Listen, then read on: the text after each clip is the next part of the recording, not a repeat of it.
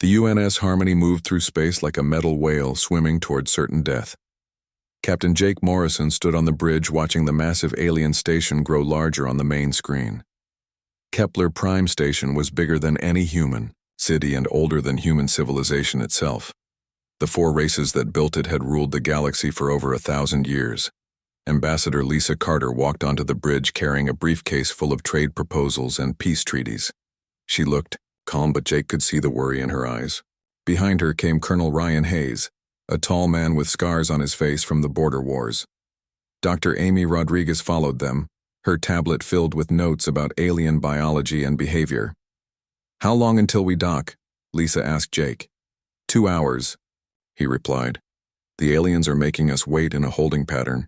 Standard procedure for inferior species." Ryan snorted. "Inferior species? We built ships that can cross the galaxy in weeks. They take months." Amy looked up from her tablet. "Their technology is old but stable. They value tradition over innovation. That's why they fear us." Lisa straightened her diplomatic uniform. "They don't fear us. They're just cautious about new species. We're here to prove that humans can be trusted partners." Jake wanted to tell her that trust was a two-way street. The aliens had been studying humanity for 50 years, but had never shared any real technology or knowledge. They treated humans like children playing with dangerous toys. Every human colony had to ask permission before expanding. Every new ship design needed alien approval. Every trade agreement favored the council. The station filled the entire view screen. Now, it looked like 4 different cities smashed together in orbit. The crystal towers belonged to the Vorthak. The metal hives were Zephyrian architecture. The flowing organic shapes came from the Nebulons.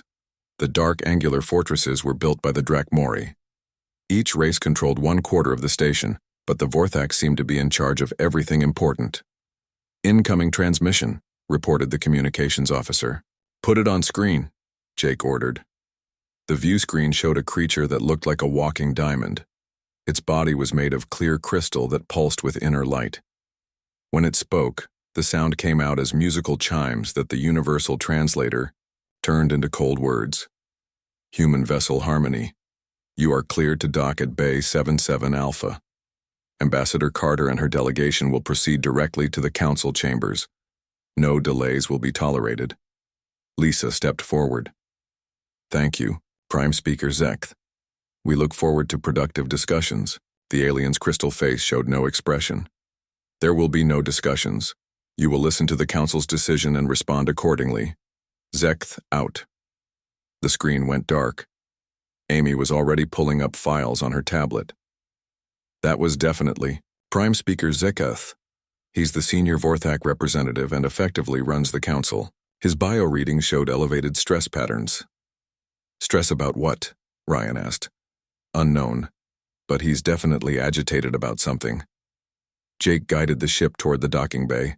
The station's traffic control systems took over, pulling the Harmony into a berth surrounded by alien ships. Through the viewports, Jake could see Drakmori soldiers in powered armor standing guard. Their reptilian faces were hidden behind dark visors, but their body language suggested they were ready for trouble.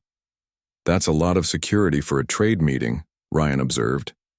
"Maybe they're just being careful," Lisa said, but she didn't sound convinced.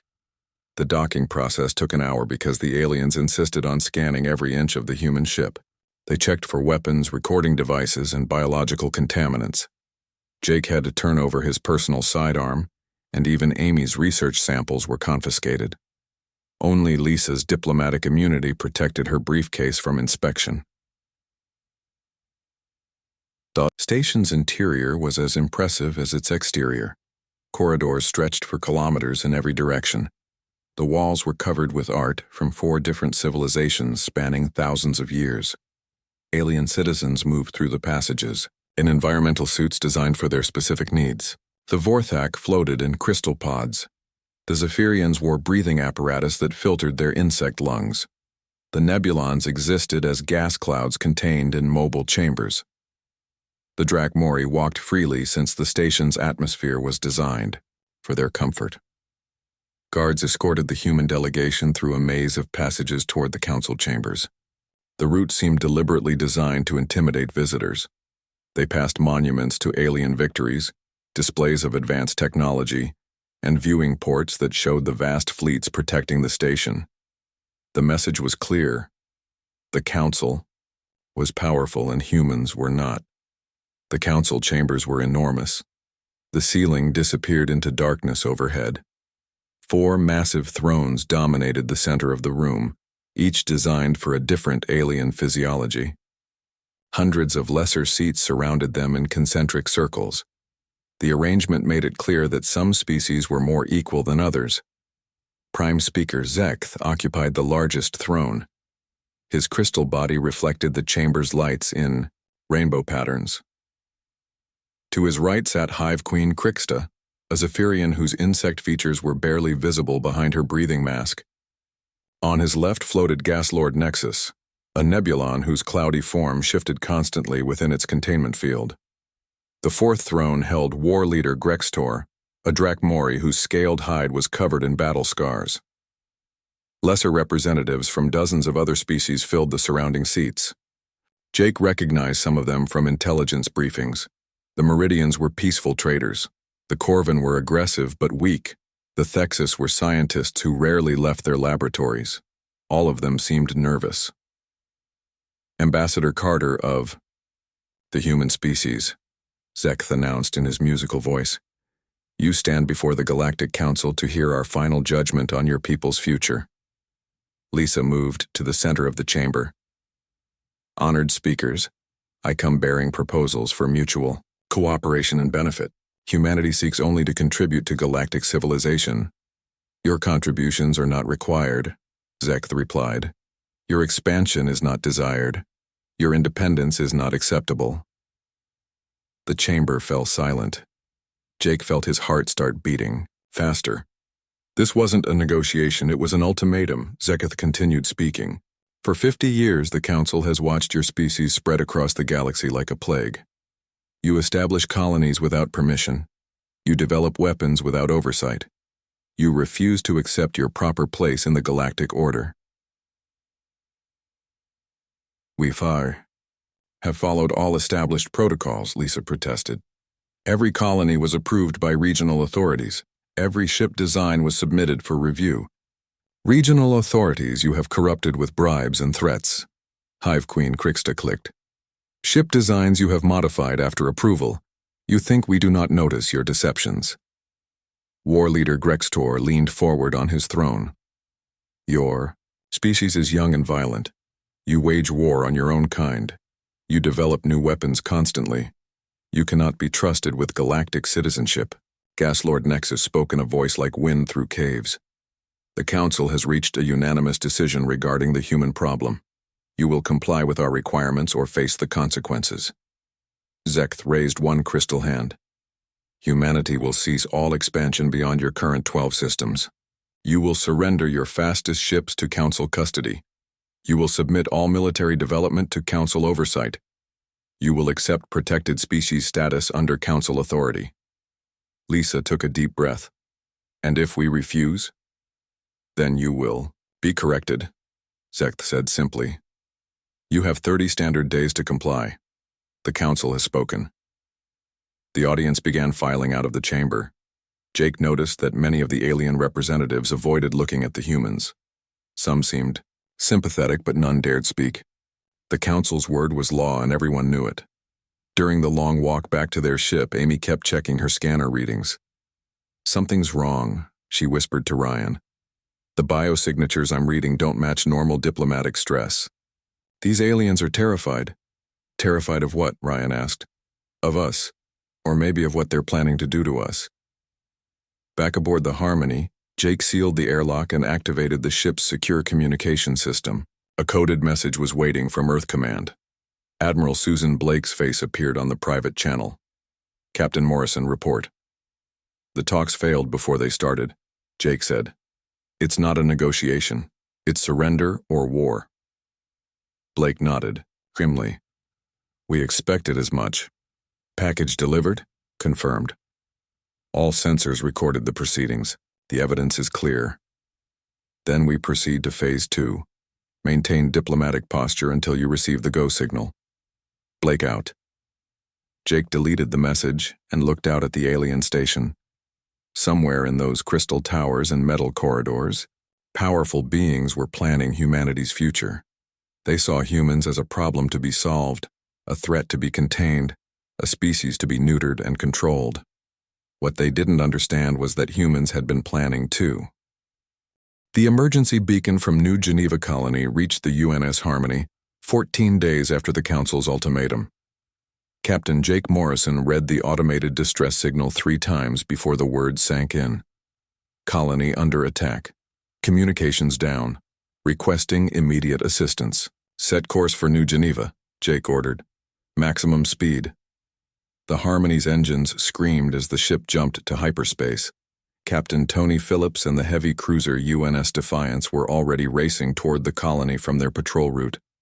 Both ships would arrive within hours of each other.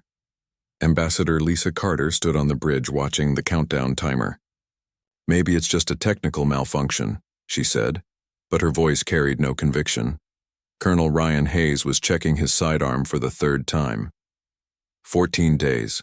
They waited exactly 14 days after their ultimatum to attack a civilian colony. Dr. Amy Rodriguez looked up from her analysis station.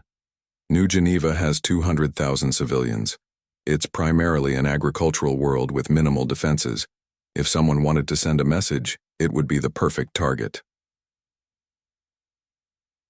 The hyperspace. Jump seemed to last forever. When the Harmony finally dropped back into normal space at the edge of the New Geneva system, the first thing they saw was smoke. The planet's surface was covered in massive fires that could be seen from space. "Dear God," Lisa whispered. Tony Phillips's voice crackled over the communication system. "Harmony, this is Defiance. We're reading multiple impact craters across the main continent. Whatever happened here, it's already over." Jake ordered full sensor sweeps of the system. The results painted a picture of systematic destruction. New Geneva's orbital defense platforms were twisted wreckage. The space elevator that connected the surface to the orbital manufacturing stations had been severed in multiple places. Debris, fields marked where civilian evacuation ships had been destroyed while trying to flee. "I'm detecting life signs," Amy reported. Scattered groups of survivors in underground shelters. Commander Kate Sullivan led the first landing party to the surface.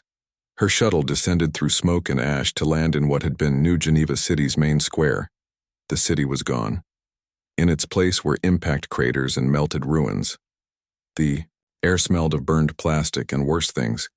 Kate's team moved carefully through the devastation. Their radiation detectors clicked steadily, showing elevated levels throughout the area. Whatever weapons had been used here, they were designed to contaminate, as well as destroy. The first survivors they found were hiding in the basement of a collapsed medical center. 12 people emerged blinking into the smoky daylight. Their leader was Dr. Helen Price, the colony's chief administrator. Her clothes were torn, and her face was covered in soot, but her eyes burned with anger. "They came 3 days ago," she told Kate. 4 ships, Drakmori design but with Vorthak crystal weapon arrays. They disabled our defenses first, then started bombing civilian targets. Kate's recorder captured every word. "Did they make any demands? Try to communicate?" "Nothing. They just started killing us." Helen's voice cracked. "They targeted the schools. First, then the hospitals, then the refugee camps we set up for people fleeing the bombings. More survivors emerged from hidden shelters as word spread that human rescuers had arrived. Each group told the same story. The aliens had taken their time, systematically destroying everything that made the colony livable. When evacuation ships tried to launch, Zephyrian fighters had hunted them down like animals. Bill Tucker was an elderly farmer who had survived by hiding in his root cellar. He described the final phase of the attack. Ground troops landed on the 2nd day. Crystal, soldiers and lizard marines. They went building to building, killing anyone they found. Wasn't about military targets. They were just murdering people. Kate's team found evidence of the ground assault throughout the city. Blast marks on walls showed where energy weapons had been used at close range. Scorch patterns indicated that the aliens had used flamethrowers on buildings known to contain Civilians. In the ruins of an elementary school, they found small bodies that had been deliberately targeted. Commander Sullivan's report to the fleet was grim. Estimated casualties exceed 150,000. Infrastructure damage is total. This wasn't a military strike. It was genocide. Dr. Amy Rodriguez analyzed the weapon signatures and attack patterns from orbit. Her findings confirmed everyone's worst fears. The aliens used outdated technology deliberately. Modern weapons would have killed quickly. These were designed to maximize suffering and terror. The psychological profile she constructed was even more disturbing. This attack follows classical intimidation patterns. Destroy the weakest target first to demonstrate power. Make the killing slow and visible to create maximum fear. The Council wanted other species to see what happens to those who defy them. Reports began arriving from other human colonies. The attacks had been coordinated across multiple systems. 3 more agricultural worlds were under assault. 2 mining stations had gone silent. A research facility studying alien technology had been completely destroyed. Jake received these reports in growing horror. The Council wasn't just enforcing their ultimatum. They were implementing what could only be called a final solution to the human problem. The worst discovery came when Kate's team reached the collapsed government building in New Geneva City Center. The structure had been a symbol of human achievement, built with materials from 6 different worlds and designed to last for centuries. Now it was just another pile of rubble. Deep in the basement, Kate found Colony Administrator Helen Price's office. The blast doors had held, protecting the room from the initial bombardment. Helen's body lay slumped over her desk, a data chip clutched in her hand.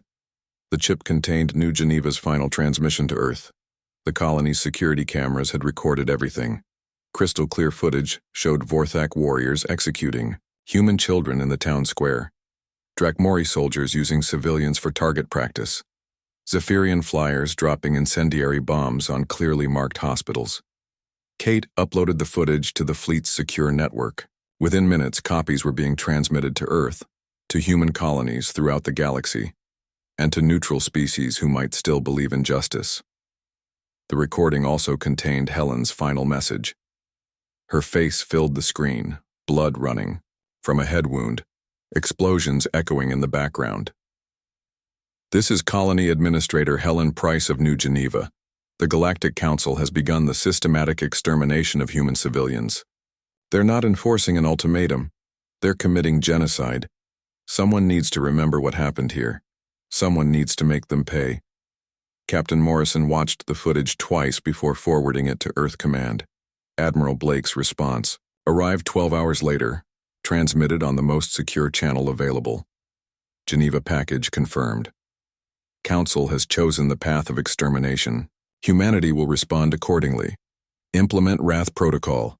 Authorization Tango 77 Alpha. Unleash the hounds. Jake deleted the message after memorizing the authorization code. Around him, the bridge crew continued their work of cataloging the dead and rescuing the living. They didn't know that their reports were about to change the course of galactic history. On the surface, Commander Sullivan's team worked through the night pulling survivors from the ruins. Each person they saved was a small victory against the Council's campaign of terror. But Kate knew that the real response would come later, when humanity stopped counting the dead and started making the aliens pay for them. In her final report, from New Geneva, Kate wrote words that would be repeated in human military academies for generations to come. The Council wanted to teach us fear. Instead, they taught us hate. They wanted us to submit. Instead, they created an enemy that will never stop fighting. They thought they were ending the human problem. Instead, they just gave birth to something far worse than they could imagine. The evacuation of New Geneva took 6 days. When the last survivor was loaded aboard a transport ship, Kate's team planted charges throughout the ruins. The explosions that followed weren't about destroying evidence.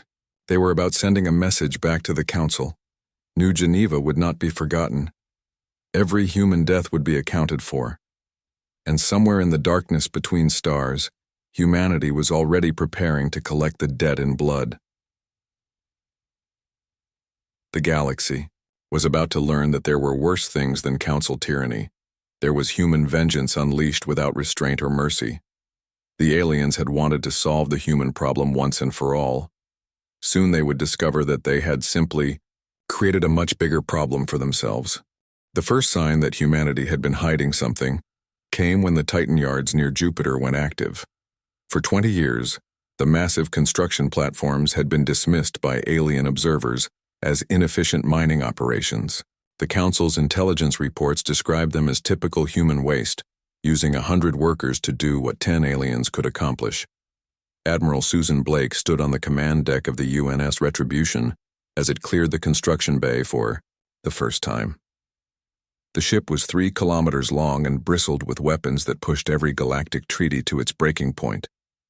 Around her, 11 other dreadnoughts emerged from hidden facilities throughout the solar system. "Fleet status report," Blake commanded. Captain Peter Kong, her chief of staff, consulted his displays. "All dreadnoughts operational. Escort squadrons forming up. Total fleet strength is 467 vessels." Blake nodded. The numbers didn't tell the whole story. Each ship carried technology that humanity had developed in secret, while pretending to be a peaceful junior species. Quantum displacement weapons that could bypass energy shields. Hyperspace interdiction fields that could trap enemy fleets. Armor, made from metamaterials that existed in multiple dimensions simultaneously. Dr. Lisa Ward commanded the UNS Vengeance, a ship designed around humanity's most closely guarded secret. Her crew had trained for 5 years to operate weapons that could phase matter at the quantum level. In combat trials, Vengeance had destroyed target asteroids without leaving any debris behind. Throughout human space, the revelation continued. Mining ships revealed hidden weapon batteries. Research stations deployed orbital defense platforms that had been disguised as communication arrays. Cargo freighters transformed into assault transports carrying elite marine units. The galaxy watched, in shock as humanity's true military strength became visible. What they had assumed was a young species with basic technology turned out to be a sleeping giant with weapons beyond their understanding. Captain Tony Phillips led the first strike against a Council monitoring station in the Proxima sector. His squadron of stealth frigates appeared without warning, their hulls invisible to alien sensors. The attack lasted 6 minutes. When it ended, the station was debris, and its crew was dead. Phillips broadcast a message on all Council frequencies. "This is the human Navy. New Geneva has been answered. We are just getting started." Colonel Ryan Hayes commanded a different kind of warfare. Throughout Council space, intelligence networks that had been dormant for years suddenly activated.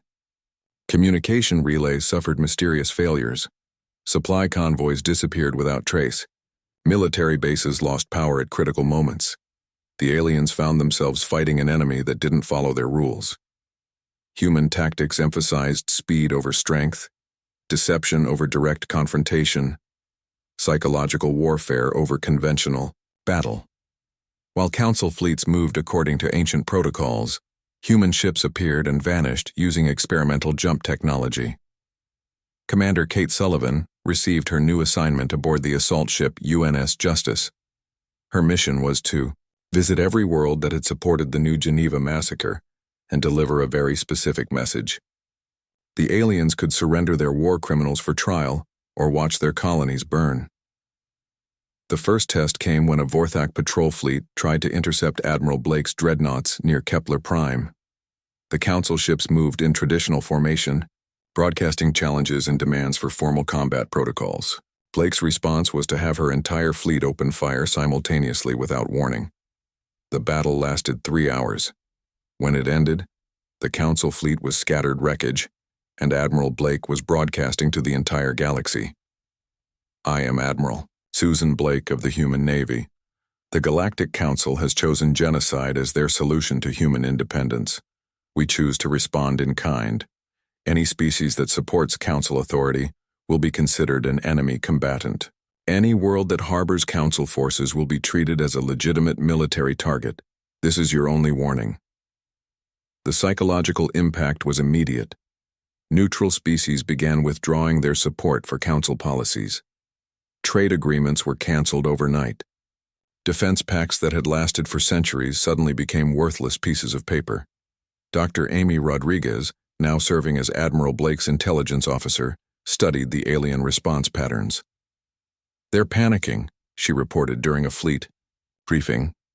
"The Council races have maintained order through overwhelming displays of force for so long they've forgotten how to fight a determined enemy." The aliens' first attempts at retaliation revealed just how unprepared they were. A Drekmori battle group tried to attack the human colony at Kepler's Garden, expecting to repeat their success at New Geneva. Instead, they found a world transformed into a fortress. Commander Joe Parker had spent 6 months turning every major city into a defensive position. Hidden weapon platforms rose from beneath fake farmland. Civilian buildings revealed themselves as disguised military bunkers. The orbital space around the planet was mined with devices that the Drekmori couldn't detect until they exploded. The alien fleet was destroyed before it reached orbit. Parker's ground forces didn't even need to leave their positions.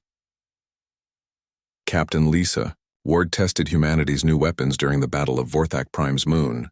The crystalline aliens thought their natural armor would protect them from human projectiles. They discovered too late that Ghostfire rounds existed partially outside normal space-time.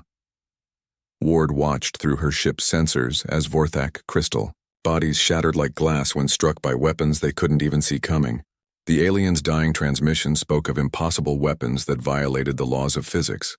The Council's response was to escalate further. If humans wanted total war, they would get it. Biological weapons appeared on 3 human worlds simultaneously. Plague bombs designed to target human DNA specifically. The aliens thought they were unleashing humanity's worst nightmare. Instead, they discovered that humans had been preparing for biological warfare since first contact. Every human world carried antidotes to alien pathogens. More importantly, Dr. Peter Kong's weapons research had developed countermeasures that the Council never imagined. Kong's latest creation was a virus specifically designed to target Drekmori reproduction.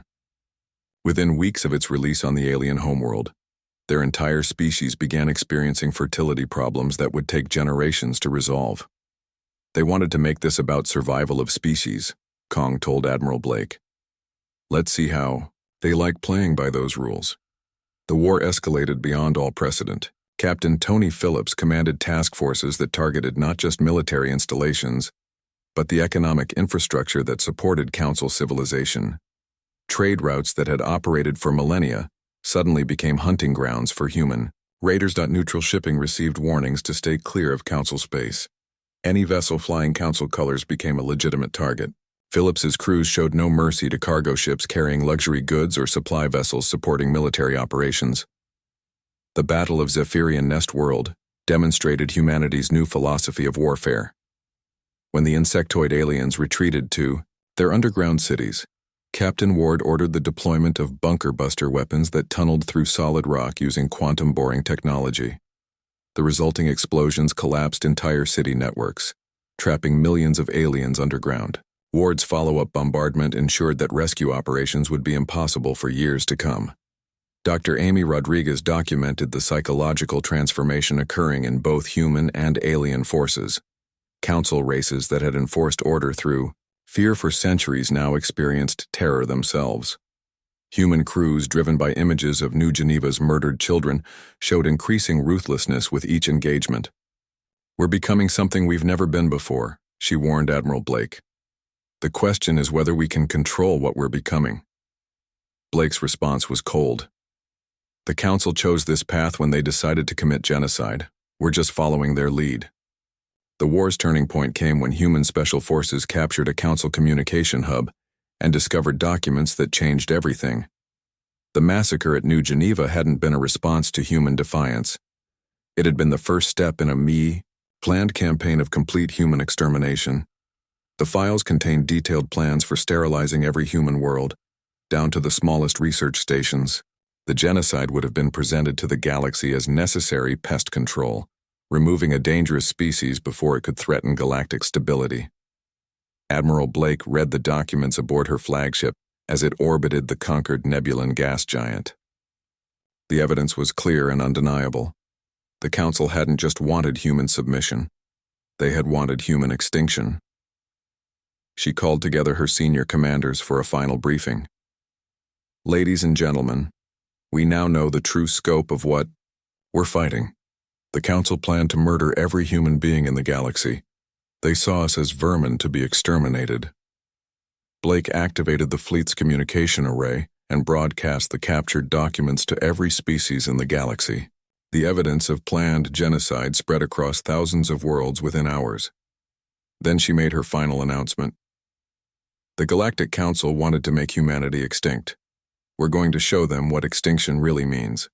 No mercy, no prisoners, no survivors. 10 years had passed since New Geneva burned, and the galaxy had learned to live with human authority. Admiral Susan Blake stood in her office overlooking the memorial gardens that now covered the former council station. The crystalline towers still reached toward the stars, but they housed human administrators instead of alien tyrants. The changes were visible everywhere. Trade routes that had operated under council control for millennia now followed human regulations. Conflicts that would have festered for decades under the old system were resolved within months by human arbitrators. Technology flowed freely between species under human protection. Captain Morrison, now Admiral Morrison, joined Blake for their weekly briefing. His hair had gone gray during the war years, but his eyes still held the determination that had carried humanity through its darkest hour. "Status report from the outer colonies," he said, placing a data tablet on Blake's desk. Blake reviewed the information with satisfaction. 57 new human settlements had been established on former council worlds. Each colony was thriving under the protection of orbital defense platforms and rapid response fleets. The galaxy's most fertile systems now fed human families instead of alien overlords. "Any resistance movements?" Blake asked. "Scattered groups on 3 worlds. Nothing that local security can't handle," Morrison replied. "The smart aliens have learned to work with us instead of against us." That was true enough. Species that embraced human authority found themselves more prosperous than they had ever been under council rule. The Meridians had become humanity's primary trading partners. The Corvin served as auxiliary forces in the human fleet. Even some surviving Vorthok had found new purpose as crystalline computers for human research stations. Dr. Amy Rodriguez entered the office carrying her latest psychological assessment of human forces. Her report had become essential reading for anyone trying to understand how the war had changed humanity. "The integration process is proceeding better than expected," she reported. "Human crews are adapting well to peacekeeping roles. The incidents of unnecessary violence have decreased significantly over the past year." Blake nodded. The transition from total war to galactic governance hadn't been easy. Too many human officers had needed to be retired or reassigned because they couldn't stop seeing aliens as enemies to be destroyed, rather than subjects to be protected. Commander Kate Sullivan had become one of humanity's most effective colonial administrators. Her experience on the front lines gave her credibility with military units, while her diplomatic training helped her work with alien populations. She governed 12 systems with a combination of firm authority and practical wisdom. "The Thexus are requesting permission to establish a research station in the Vega system," she reported during a holoconference with Blake. "Purpose?" Blake asked. "Solar dynamics study. They claim it could benefit navigation throughout the sector." Blake considered the request.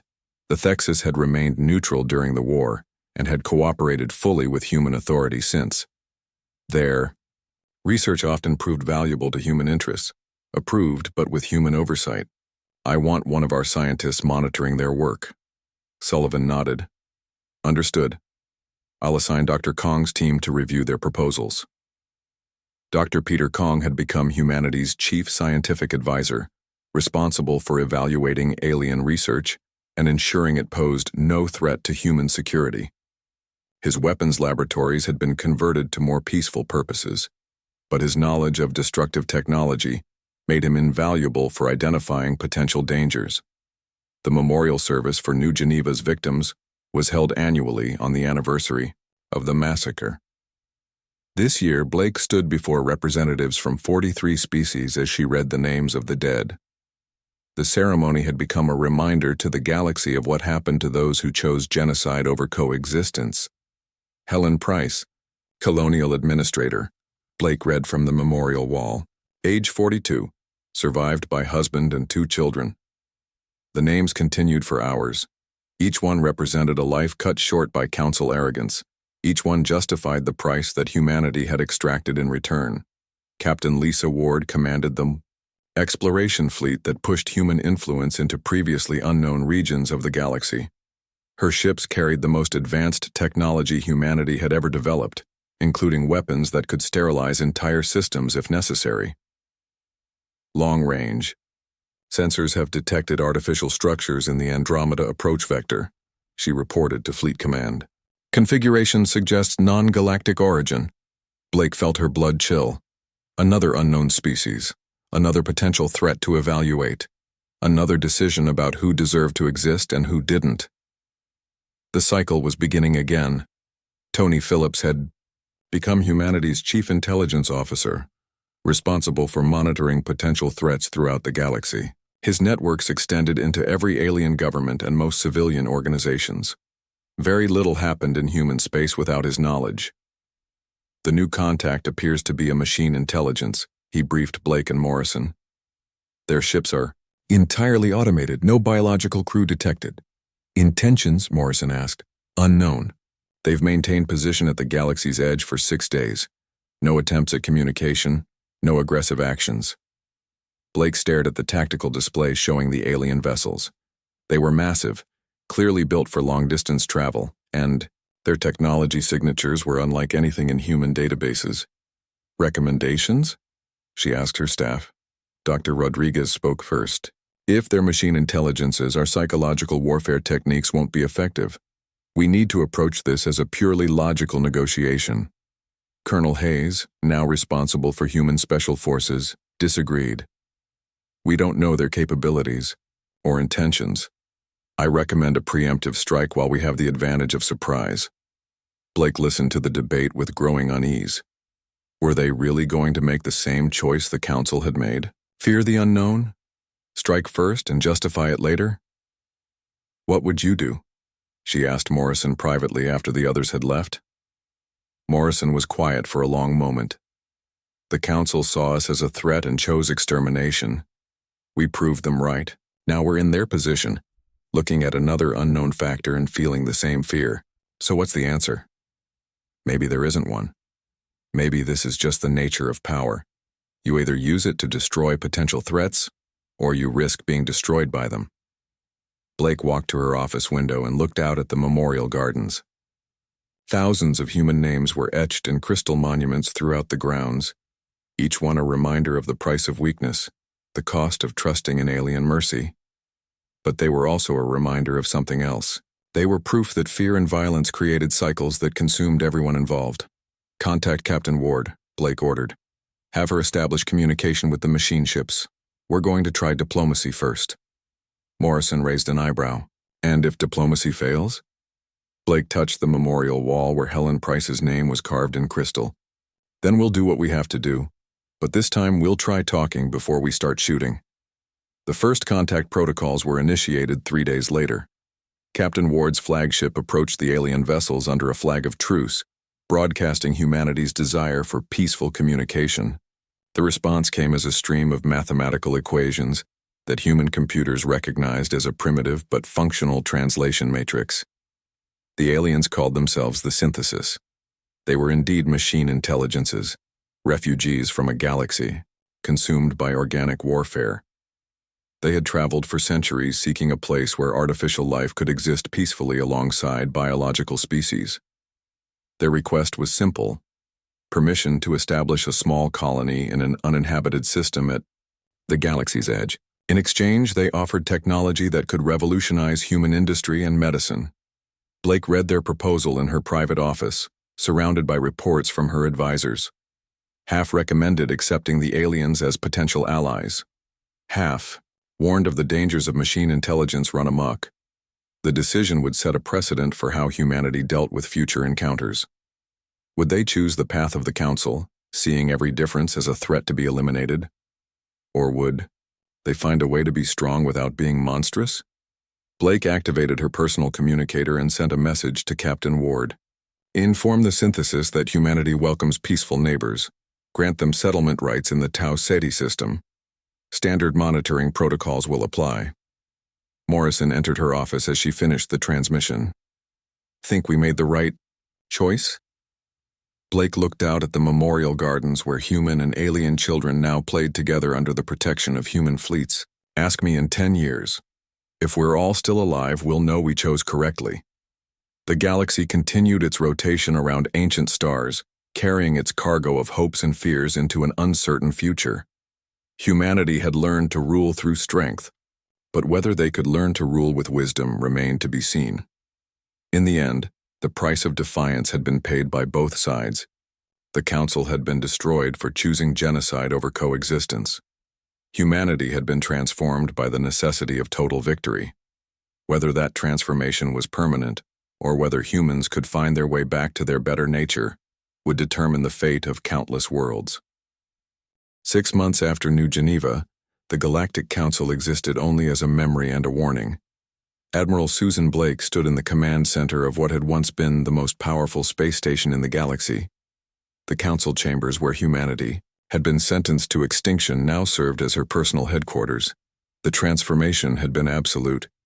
Vorthak Prime was a field of shattered crystal that would take millennia to reform. The Drakmori homeworld burned under perpetual bombardment from orbital platforms that never ceased firing. Zephyrian hive clusters drifted through space as lifeless monuments to the price of genocide. Commander Joe Parker led the final assault teams through the abandoned council station. His Marines found the same thing in every section: mass suicide. Rather than face human justice, the surviving council members had chosen to end their own lives.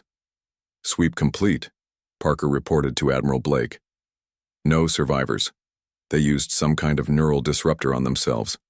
Death was instantaneous. Blake nodded without emotion. The aliens had robbed humanity of the satisfaction of a proper trial, but the message was clear. Even the Council's leadership preferred death to facing the consequences of their attempted genocide. Captain Lisa Ward commanded the UNS Vengeance as it patrolled the ruins of Vorthak space. Her ship's quantum weapons had proven devastatingly effective against crystalline biology.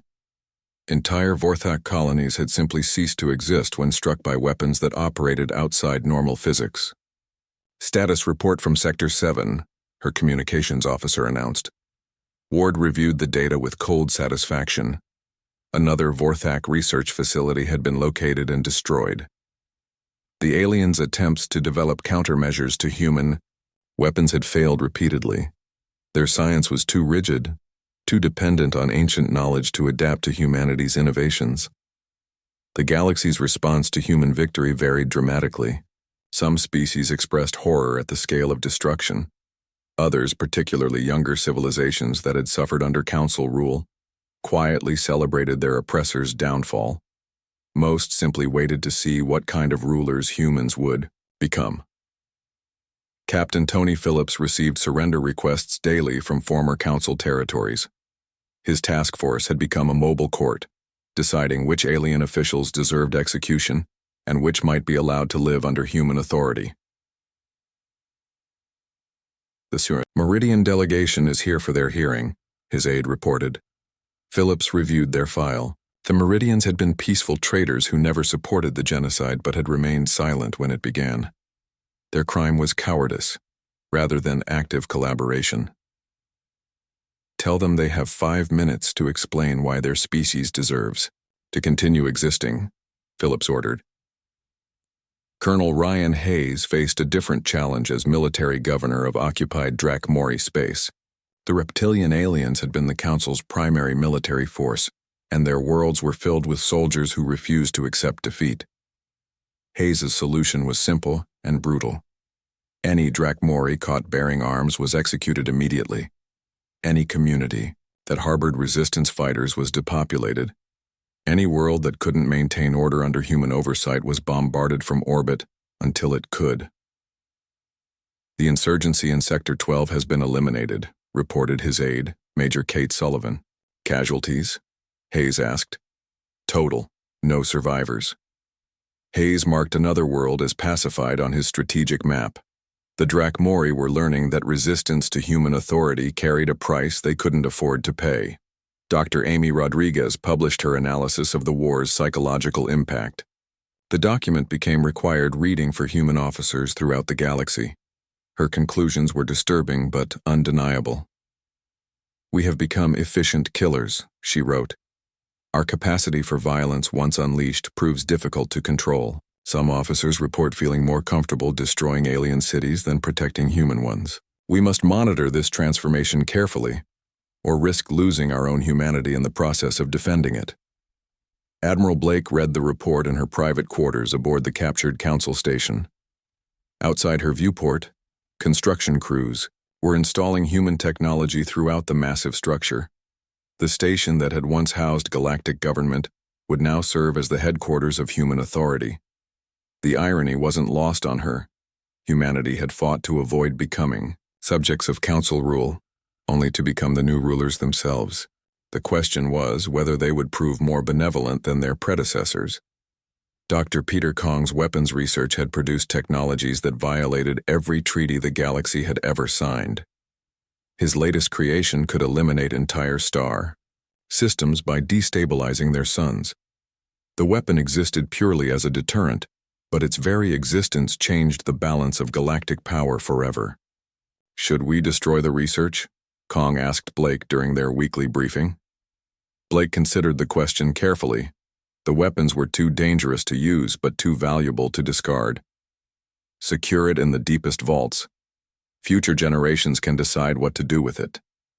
Commander Kate Sullivan led human forces in establishing order on former council worlds. Her job was to transform military conquest into stable governance. The challenge was enormous. Dozens of species with different biologies, cultures, and technological levels. "The Corvin are requesting permission to settle their territorial dispute with the Thexus," she reported to Admiral Blake. "How do they want to resolve it?"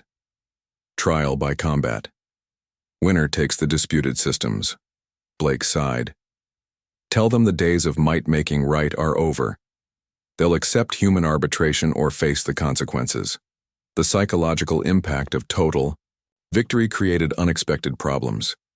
Human crews who had spent months destroying alien worlds struggled to transition back to peacekeeping roles.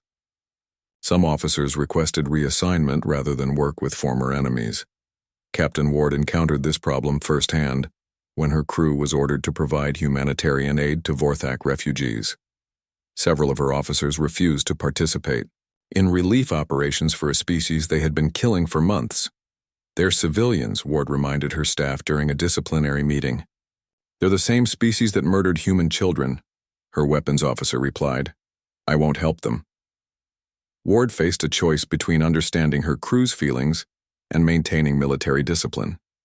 She chose discipline, but the incident highlighted the deeper scars the war had left on human psychology. The discovery of the Council's true plans had justified humanity's extreme response, but it also raised uncomfortable questions about the future. If humans were willing to commit genocide to prevent genocide, what did that say about their moral authority? Dr. Rodriguez addressed this question in her final report. "We fought monsters by becoming monsters ourselves. The question now is whether we can remember how to be human again."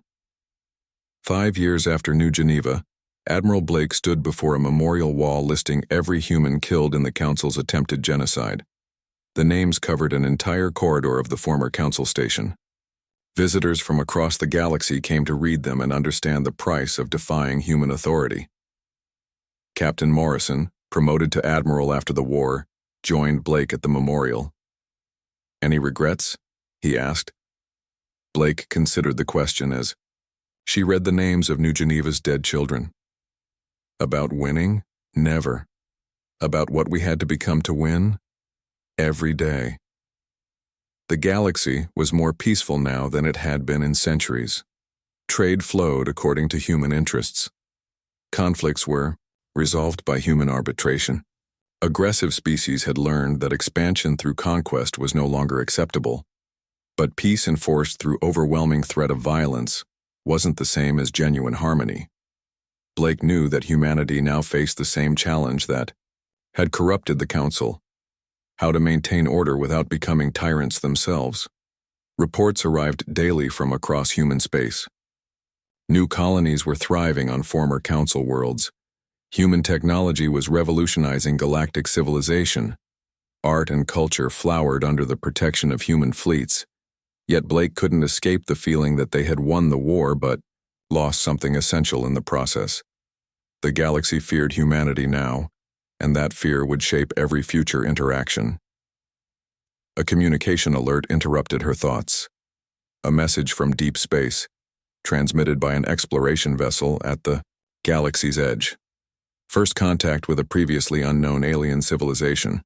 Blake read the report with growing unease.